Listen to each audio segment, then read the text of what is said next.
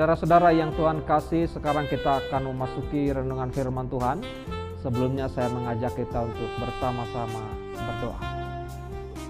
Bapa dalam surga, terima kasih untuk penyertaan-Mu. Pada saat ini kami akan merenungkan firman Tuhan.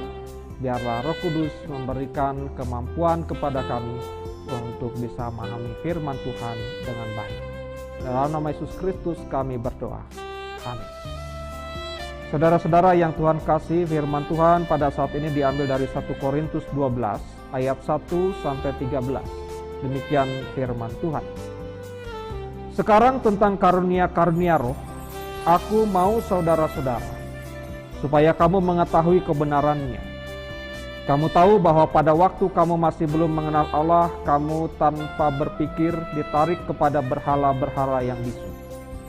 Karena itu aku mau meyakinkan kamu, bahwa tidak ada seorang pun yang berkata-kata oleh Roh Allah dapat berkata, terkutuklah Yesus. Dan tidak ada seorang pun yang dapat mengaku Yesus adalah Tuhan, selain oleh Roh Kudus. Ada rupa-rupa karunia, tetapi satu. Dan ada rupa-rupa pelayanan, tetapi satu Tuhan. Dan ada berbagai-bagai perbuatan ajaib, tetapi Allah adalah satu yang mengerjakan semuanya dalam semua orang. Tetapi kepada tiap-tiap orang dikaruniakan penyataan roh untuk kepentingan bersama. Sebab kepada yang seorang roh memberikan karunia untuk berkata-kata dengan hikmat, dan kepada yang lain roh yang sama memberikan karunia berkata-kata dengan pengetahuan. Kepada yang seorang roh yang sama memberikan iman, dan kepada yang lain ia memberikan karunia untuk menyembuhkan. Kepada yang seorang roh memberikan kuasa untuk mengadakan mujizat, dan yang lain ia memberikan karunia untuk bernubuat. Dan kepada yang lain lagi ia memberikan karunia untuk membedakan bermacam-macam roh. Kepada yang seorang ia memberikan karunia untuk berkata-kata dengan bahasa roh. Dan kepada yang lain ia memberikan karunia untuk menafsirkan bahasa roh itu. Tetapi semuanya ini dikerjakan oleh Roh yang satu dan yang sama, yang memberikan karunia kepada tiap-tiap orang secara khusus, seperti yang dikehendakinya. Karena sama seperti tubuh itu satu, dan anggota-anggotanya banyak, dan segala anggotanya itu sekalipun banyak merupakan satu tubuh, demikian pula Kristus. Sebab dalam satu roh, kita semua, baik orang Yahudi maupun orang Yunani, baik budak maupun orang merdeka, telah dibaptis menjadi satu tubuh, dan kita semua diberi minum dari satu roh. Demikianlah saudara-saudara yang Tuhan kasihi, itulah firman yang kita dengar bersama. Tentu yang bersukacita, yang berbahagia ialah kita sekalian, orang-orang yang mendengar dan melakukan firman Tuhan. Saudara-saudara yang mengasihi Tuhan, tema yang akan kita renungkan pada kebaktian rumah tangga kali ini yaitu mempergunakan karunia untuk kebaikan sesama.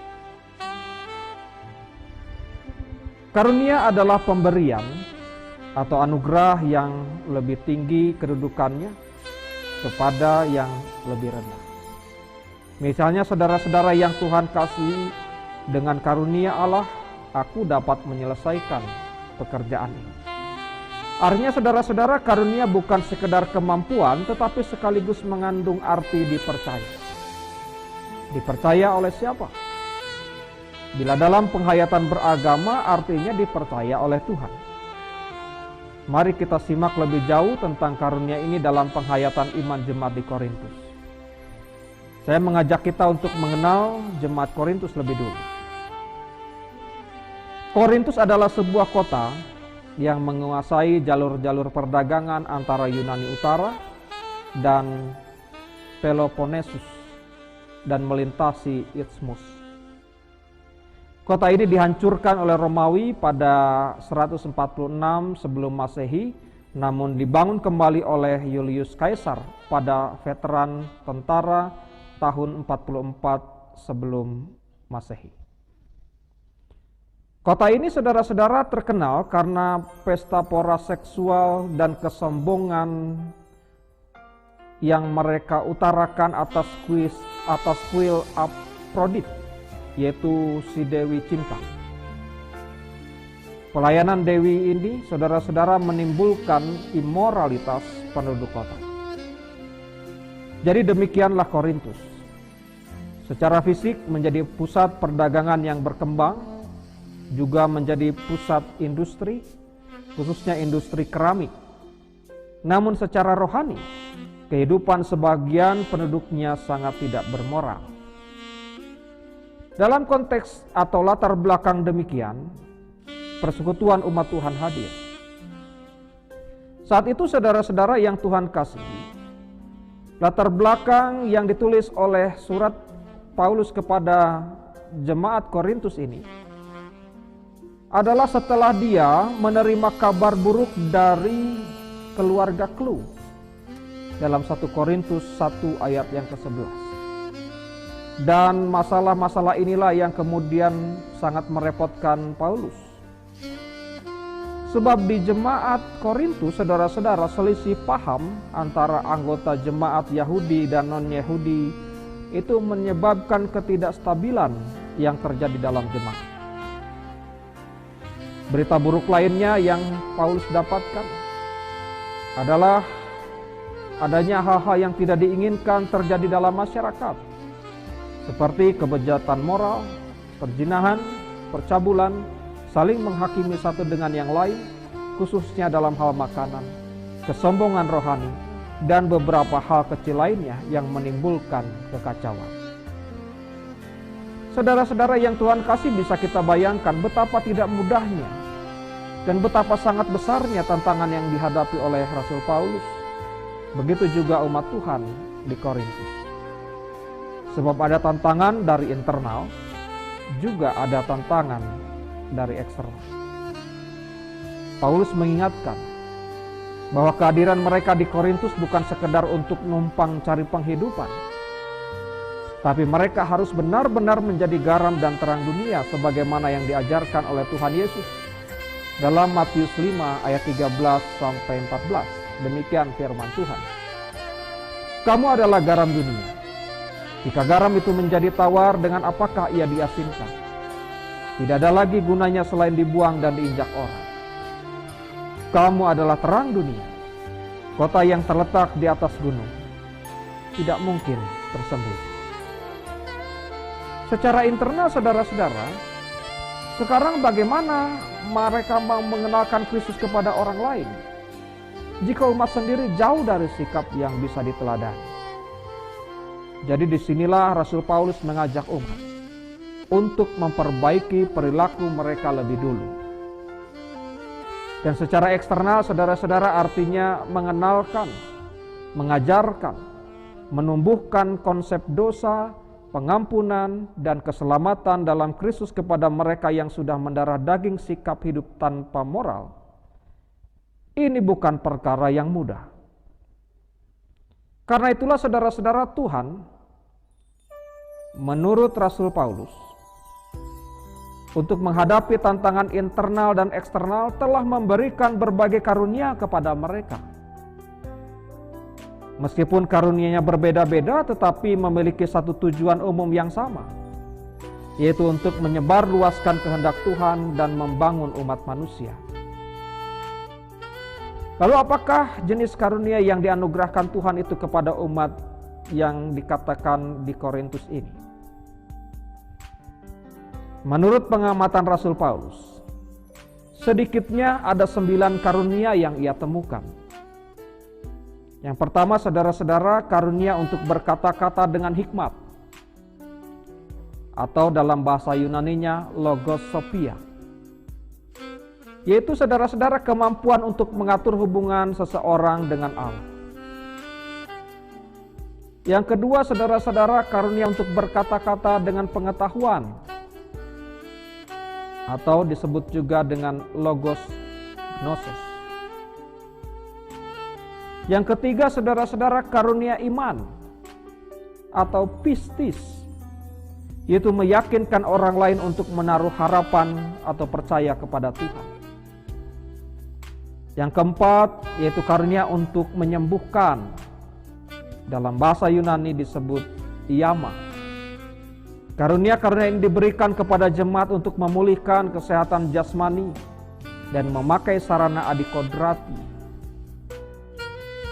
Yang kelima, saudara-saudara, karunia untuk mengadakan mujizat.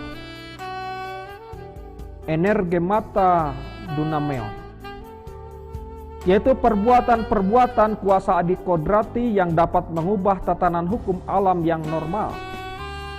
Karena ada peran invisible hand di sana. Yang keenam, saudara-saudara, karunia untuk bernubuat atau disebut juga profetia, yaitu suatu karunia istimewa yang memungkinkan orang percaya untuk meneruskan perkataan atau penyingkapan secara langsung dari Allah di bawah dorongan Roh Kudus.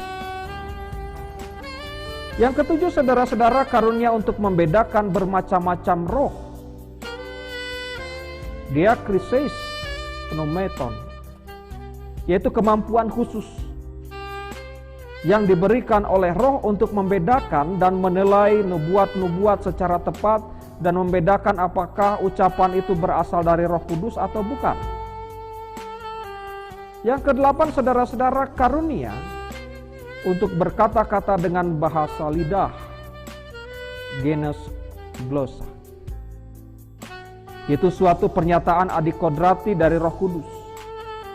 Bahasa lidah itu, saudara-saudara, boleh jadi satu bahasa yang ada di bumi dalam Kisah Rasul 2 ayat 4-6, atau juga suatu bahasa yang tidak dikenal di bumi dalam 1 Korintus 13 ayat yang pertama, atau dalam pasal 14 ayat yang pertama sampai dengan 40. Dan karunia yang terakhir, saudara-saudara, yaitu karunia untuk menafsirkan bahasa lidah, hermeneuta, yaitu, saudara-saudara, kemampuan menerjemahkan apa yang dikatakan, yang ditulis dalam bahasa asing ke dalam bahasa sendiri yang bisa dimengerti. Nah, saudara-saudara yang Tuhan kasih, Paulus menggambarkan hal ini atau karunia-karunia tadi dengan kiasan mengenai tubuh manusia. Dalam tubuh manusia, semua anggota memiliki hubungan timbal balik dan saling menolong, dan masing-masing memiliki tempat dan kegunaannya sendiri. Karunia itu harus bermanfaat bagi orang lain, harus mampu mengenalkan, mengajarkan, membimbing, dan menolong orang lain untuk meninggalkan perilaku lamanya yang tidak baik, lalu hidup percaya dalam Tuhan. Artinya, saudara-saudara yang Tuhan kasih, dengan karunia yang berlimpah, Paulus yakin jemaat Korintus mampu melaksanakan anugerah kepercayaan dari Tuhan dengan sebaik-baiknya. Lalu pertanyaannya, saudara-saudara, bagaimana dengan kita saat ini?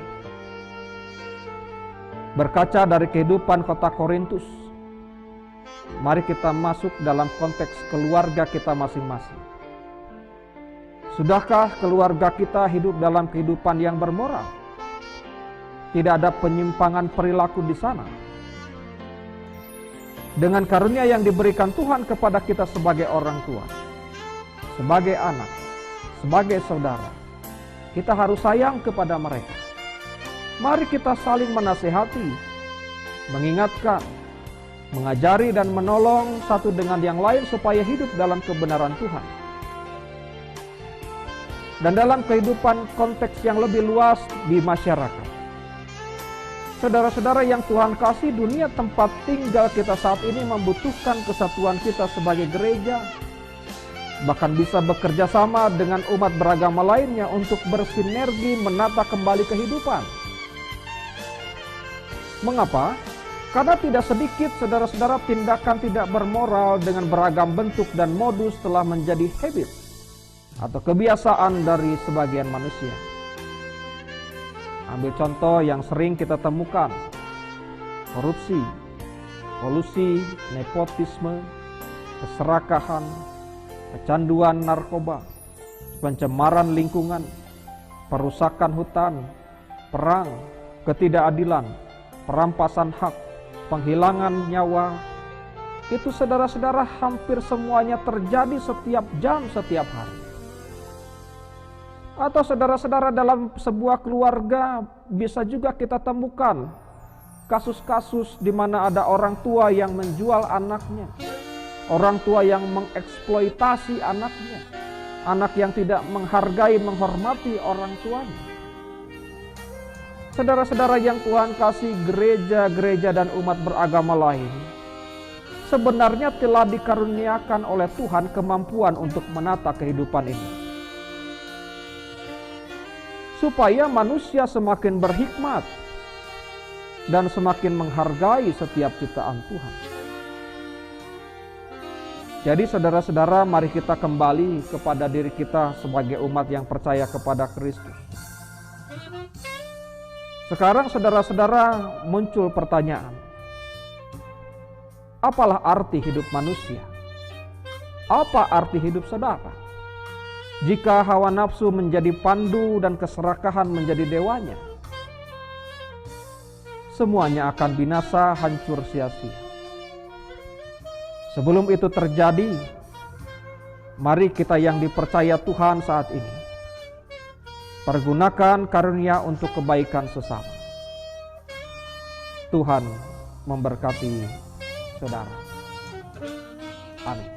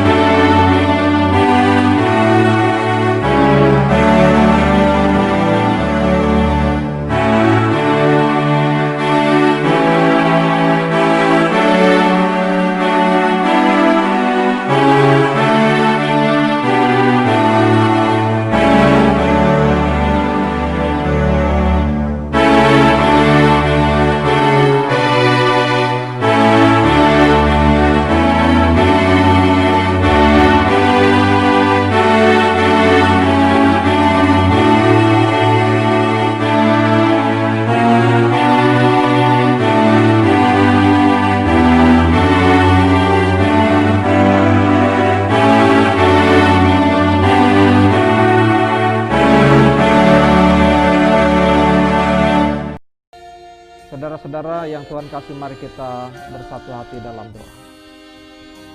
Terpujilah Bapa di surga, Bapa yang penuh kasih dan rahmat. Pada saat ini kami mengucapkan terima kasih atas kebenaran firman Tuhan yang mengingatkan kepada kami bahwa sebenarnya Tuhan sudah memberikan karunia kepada kami untuk bisa menolong sesama kami yang lain. Biarlah Roh Kudus membantu kami untuk mengerjakannya.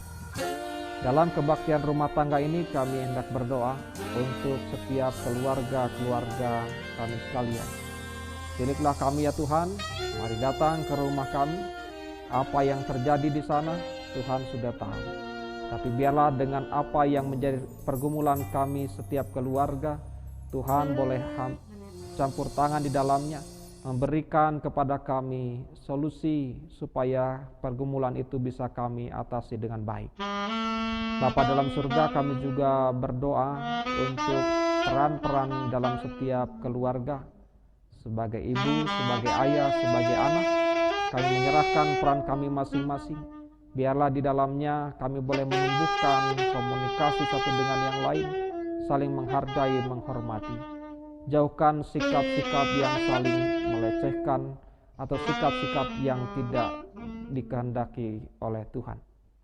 Juga ya Bapa, dalam syafaat ini kami berdoa untuk berbagai rencana dalam kehidupan keluarga kami masing-masing. Tuhan, kami menyerahkan semua rencana tersebut kepadamu, agar apa yang kami upayakan membuahkan hasil yang baik. Bapa, kami juga berdoa untuk kehidupan persekutuan jemaat Tuhan. Berkati kami, kasihi kami, agar semakin hari kami semakin diajak untuk mengenal Tuhan lebih dekat, teristimewa bagi kami sekalian di dalam kehidupan persekutuan. Juga ya Tuhan, kami berdoa bagi setiap orang, siapapun mereka yang kami jumpai, orang asing sekalipun kami doakan supaya mereka menjadi orang-orang yang baik, yang saling menghargai, menghormati satu dengan yang lain. Bapa dalam surga, kami juga berdoa bagi kehidupan mereka yang terdampak COVID-19, mereka yang positif COVID. Tuhan berkati supaya Tuhan berikan kesembuhan, agar mereka bisa merasakan kasih karunia Tuhan yang terbaik. Demikian pun ya Tuhan, kami berdoa untuk pemerintah bangsa dan negara kami. Lindungilah ya Tuhan, jauhkanlah dari hal-hal yang tidak diinginkan, dari perpecahan maupun hal-hal lain yang akan mengganggu keutuhan negara kesatuan Republik Indonesia. Bapa dalam surga, doa ini kami sampaikan dalam nama Tuhan Yesus Kristus yang telah mengajarkan doa Bapa kami yang akan kami ucapkan bersama-sama demikian. Bapa kami yang di surga, dikuduskanlah namamu, datanglah kerajaan-Mu, jadilah kehendak-Mu di bumi seperti di surga. Berikanlah kami pada hari ini makan kami yang secukupnya, dan ampunilah kami akan segala kesalahan kami, seperti kami juga telah mengampuni orang yang bersalah kepada kami. Dan janganlah membawa kami ke dalam pencobaan, tetapi lepaskanlah kami dari yang jahat. Karena Kaulah yang punya kerajaan, dan kuasa, dan kemuliaan sampai selama-lamanya. Amin.